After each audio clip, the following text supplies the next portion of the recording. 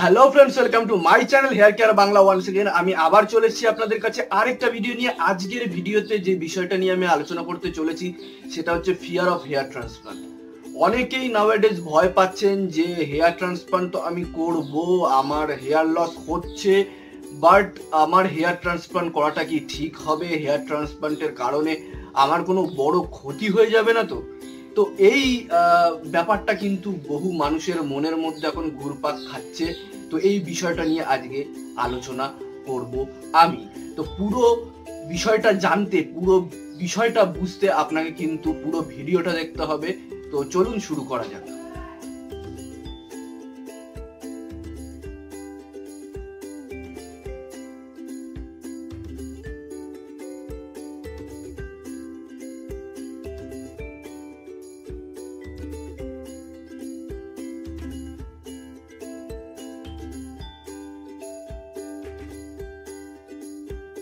তো সবার আগে আপনাকে যেটা দেখতে হবে সেটা হচ্ছে যে আপনি যেই ক্লিনিক নির্বাচন করেছেন সেই ক্লিনিকের ডাক্তারকে, ওনার এক্সপিরিয়েন্স কতখানি। হ্যাঁ, আমি এক্সপিরিয়েন্সের উপর বেশি গুরুত্ব দিই ডিগ্রির থেকে।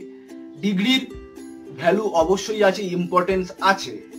ডিগ্রি যাই হোক না কেন, ডিগ্রি আপনাকে শুধু এইটুকুনি আপনি জানবেন যে তিনি হেয়ার ট্রান্সপ্লান্ট সার্জন কিনা, হেয়ার ট্রান্সপ্লান্ট তিনি করছেন কিনা, এবং তার এক্সপেরিয়েন্সটা কত। এক্সপেরিয়েন্সের গুরুত্ব এর জন্য আমি সবসময় দিয়ে থাকি, কারণ একটা ডাক্তার যত বেশি হেয়ার ট্রান্সপ্লান্ট করবেন তত বেশি কিন্তু হেয়ার ট্রান্সপ্লান্টে তিনি ফ্লুয়েন্ট হবেন, এবং হেয়ার ট্রান্সপ্লান্টে তিনি পারদর্শী তত বেশি হবেন, এক্সপার্ট তত বেশি হবেন। তো এই জিনিসটা আপনার খেয়াল রাখতে হবে।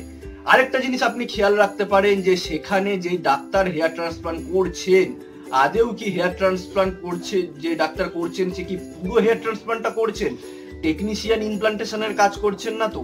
কারণ বহু ক্লিনিকে দেখা গেছে বড় বড় ডাক্তাররা কিন্তু বলা হয় হেয়ার ট্রান্সপ্লান্ট বাই বড় বড় ডাক্তারের নাম থাকে, কিন্তু অ্যাকচুয়ালি দেখা যায় যে জাস্ট গ্রাফট কালেকশন করে কিন্তু ডাক্তার ছেড়ে দেন। ইমপ্লান্টেশনের কাজ কিন্তু করে ৩-৪ জন টেকনিশিয়ান মিলে একসাথে করছেন। তাহলে আপনার পুরো হেয়ার ট্রান্সপ্লান্টটা কিন্তু ডাক্তারের মাধ্যমে হচ্ছে না, ইনস্ট্রাক্টেড বাই ডক্টর হয়ে যাচ্ছে, আপনার শুধু গ্রাফট কালেক্টেড বাই ডাক্তার হয়ে যাচ্ছে, কিন্তু আপনার হেয়ার ট্রান্সপ্লান্টটা কিন্তু পুরো হচ্ছে না। তো সেই বিষয়ে আপনাকে কিন্তু জানকারি রাখতে হবে যে ডাক্তার আদৌ কি হেয়ার ট্রান্সপ্লান্ট করছেন। আমি যেই ক্লিনিককে নিয়ে বারবার বলে থাকি সেই ক্লিনিকে কিন্তু আপনারা জানেন আমি ভিডিও দেখাচ্ছি, লাইভ ভিডিও দেখাচ্ছি যে ডাক্তার নিজে হাতে হেয়ার ট্রান্সপ্লান্ট করছেন, এবং সবাই সেটা আপনি পেশেন্ট রিভিউ দেখছেন। তো সেটাই আমি বলবো বারবার।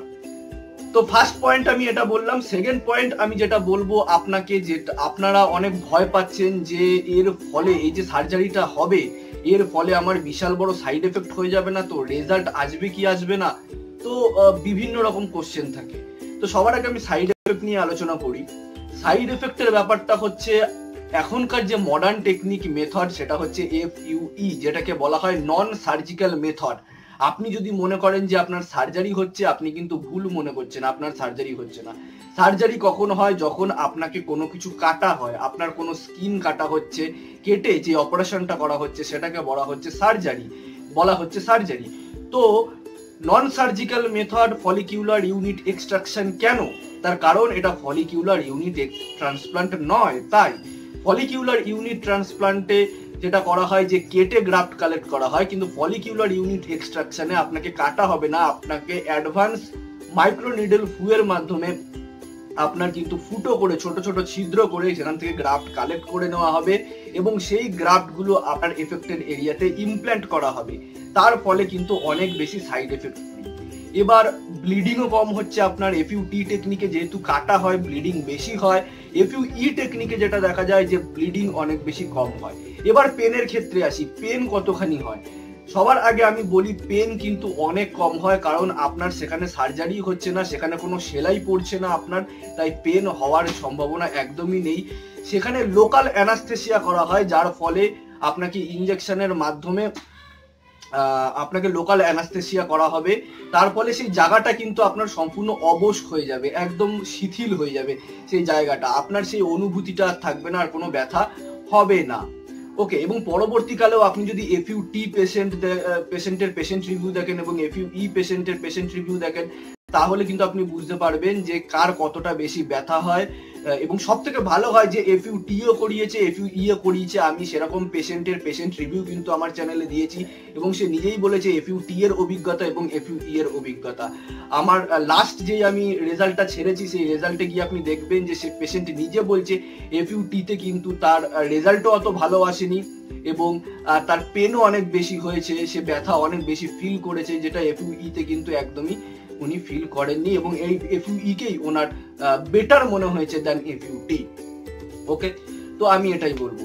এবার রেজাল্টের ব্যাপার বলি। রেজাল্টের ব্যাপার যদি আপনার জানতেই হয়, তো আপনাকে এটা বলে রাখি, রেজাল্ট কিন্তু আপনার 110% আসবে। কারণ আমি যেই সমস্ত পেশেন্ট রিভিউ দিয়েছি, সেটা আফটার হেয়ার ট্রান্সপ্লান্টও দিয়েছি, আফটার রেজাল্টও দিয়েছি, সেগুলো যদি আপনি দেখেন তো আপনি অনেকটা স্ট্রং একটা ভাইব্রেশন পাবেন, একটা স্ট্রং একটা রেসপন্স পাবেন যে রেজাল্ট আদৌ কি আসছে। এবার এটা ম্যান টু ম্যান ভ্যারি করে, কারোর আগে আসে কারোর পরে আসে। তো পুরো বিষয়টা দেখতে গেলে যদি আপনি বাল্ড হচ্ছেন, তাহলে আমি বলবো বেটার যে হেয়ার ট্রান্সপ্লান্ট আপনি করুন।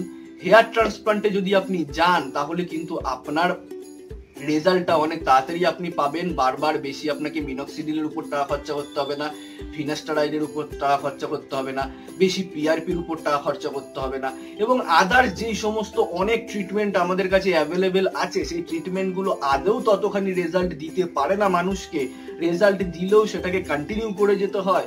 তো সেই প্রবলেম থেকে কিন্তু আপনি ছুটকারা পেয়ে যাবেন এবং আপনার যে রেজাল্ট, সেই রেজাল্টটা কিন্তু আপনি পাবেন এবং অরিজিনাল আপনার যে হেয়ার, সেই হেয়ারই কিন্তু আপনি ফিরে পাবেন এবং আপনার পুরনো লুক আপনি ফিরে পাবেন। আপনার এজ কিন্তু অনেক কমে যাবে এর ফলে, কারণ আমাদের যেরকম দেখায় সেই অনুযায়ী কিন্তু আমরা আমাদের এজ তো সবসময় বলে বেড়াই না সবাইকে, কিন্তু মানুষ একটা আইডিয়া করে যে একজনের কিরকম এজ হতে পারে।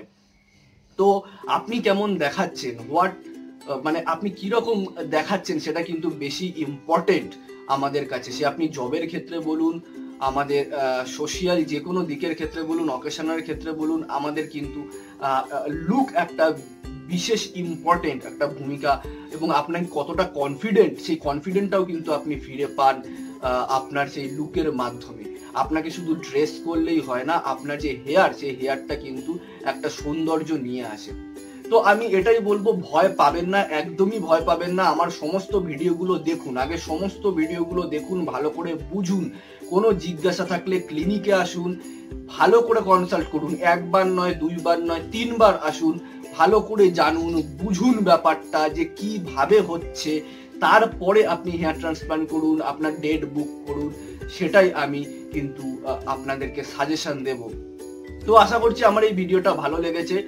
আমি যদি কোনো পয়েন্ট মিস করে থাকি, তো সেই ব্যাপারে আপনি বলতে পারেন যে দাদা এই পয়েন্টের উপর বললে ভালো হয়। তো কমেন্ট করুন, সব থেকে ভালো হয় যে এই ভিডিওর নিচে আপনারা কমেন্ট করুন। তার ফলে কিন্তু আপনাদের সাথে আমার কিন্তু একটা ইন্টারাকশন হবে। এর ফলে কিন্তু আমি আরো বেশি ভালো ভিডিও বানাতে পারবো আপনাদের জন্য, যে আপনারা কি চাইছেন, আপনাদের কোশ্চেনটা কি। তো ভালো লাগলে লাইক করবেন, আর আশা করছি আমার ভিডিওটা ভালো লেগেছে। যদি ভালো লেগে থাকে প্লিজ সাবস্ক্রাইব মাই চ্যানেল এবং ঘন্টাটা বাজাতে অবশ্যই ভুলবেন না, যাতে করে এই ধরনের ভ্যালুয়েবল, ইনফরমেশনাল এবং এডুকেশনাল ভিডিও আপনি আপনার ইউটিউব হোম পেজে পেয়ে যান সবার আগে। সো দেখতে থাকুন আমার channel. Stay safe, take care, bye for now. Thanks for watching this video. Please subscribe my channel and press the bell icon so that you will get all notification automatically. Thank you.